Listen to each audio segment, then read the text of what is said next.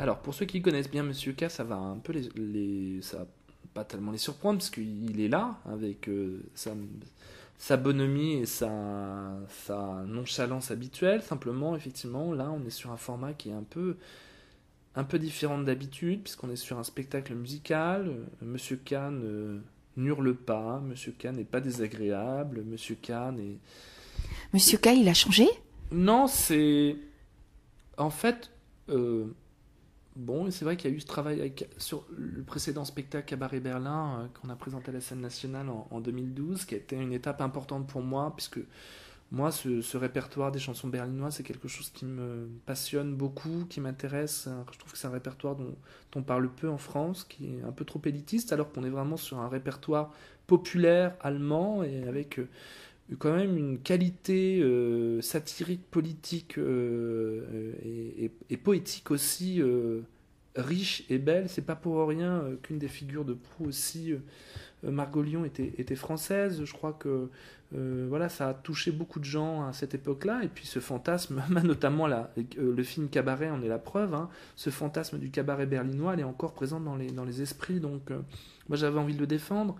C'est une matière qui a été travaillée, qui allait au-delà simplement de ce qu'on a présenté sur le projet Cabaret Berlin, donc qui n'a rien à voir avec le projet qu'on présente jeudi, mais me semblait intéressant à un moment donné que Monsieur K s'en parle de ce répertoire berlinois, lui qui est tellement empreint de cet imaginaire et de cette atmosphère, cette mémoire. Donc il y va, et j'ai choisi délibérément de lui faire évoquer des souvenirs qu'il aurait pu avoir à Berlin dans un travail qu'il aurait pu avoir dans une boîte de nuit, dans un cabaret berlinois. Donc on est plutôt sur quelque chose d'assez doux, même si effectivement, avec Monsieur K, il y a toujours du rugissement dans l'air, mais ce rugissement, il survient à l'intérieur des chansons, parce que les chansons, elles sont colorées.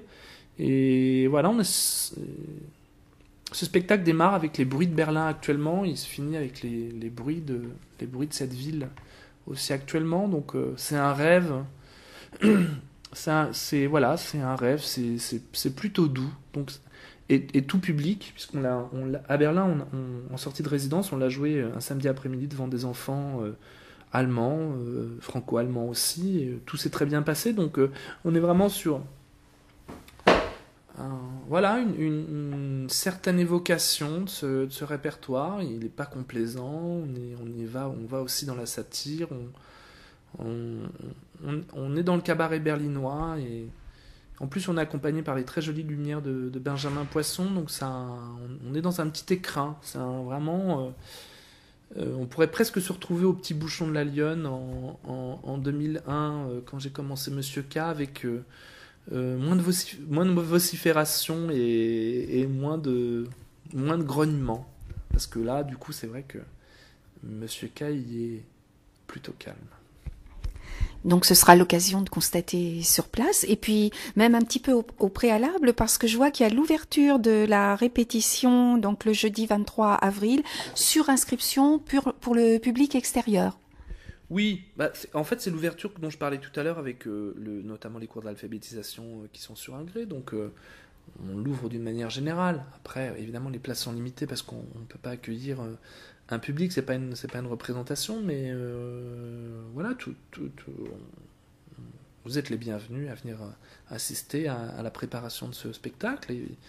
Et pourquoi pas après poursuivre à 18h avec l'atelier cuisine, et pourquoi pas après poursuivre avec le spectacle et finir à manger avec toute l'équipe de la compagnie de Loki d'Or.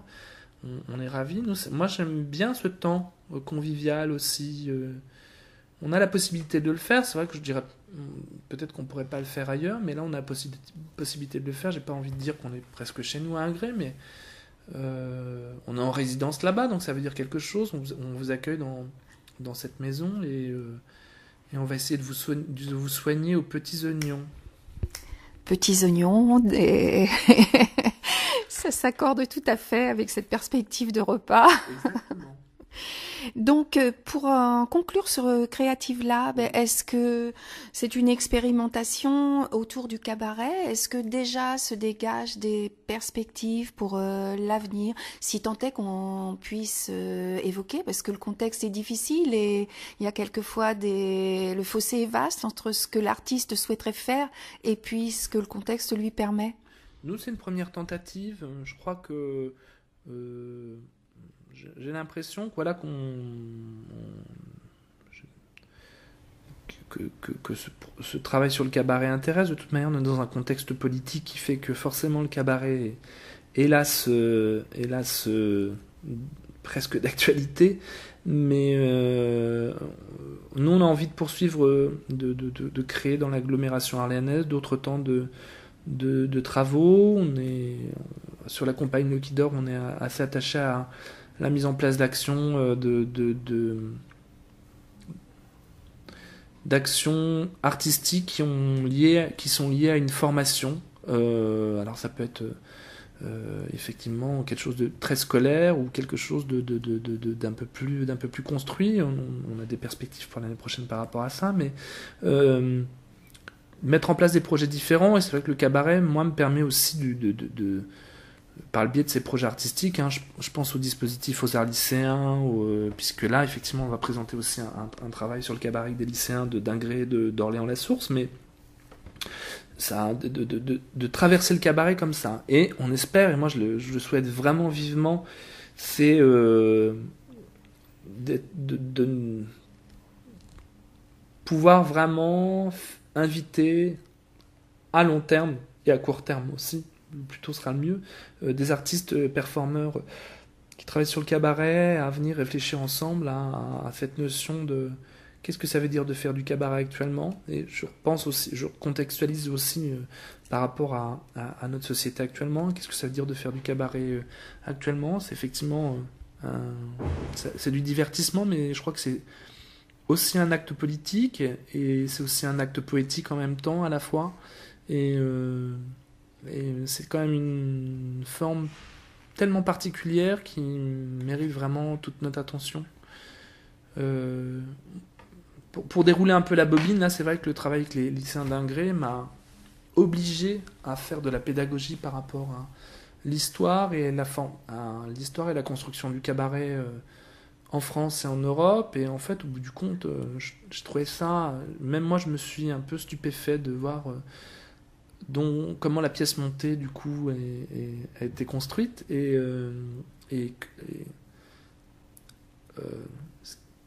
qu'est-ce qui fait que maintenant on a un imaginaire très particulier du cabaret.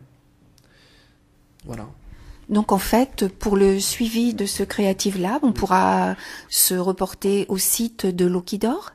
Tout à fait, que je ne connais pas par cœur, mais qui doit être indiqué quelque part. Donc nous le chercherons, nous l'indiquerons. Monsieur K. Jérôme Marin est décidément facétieux. Il essaye encore.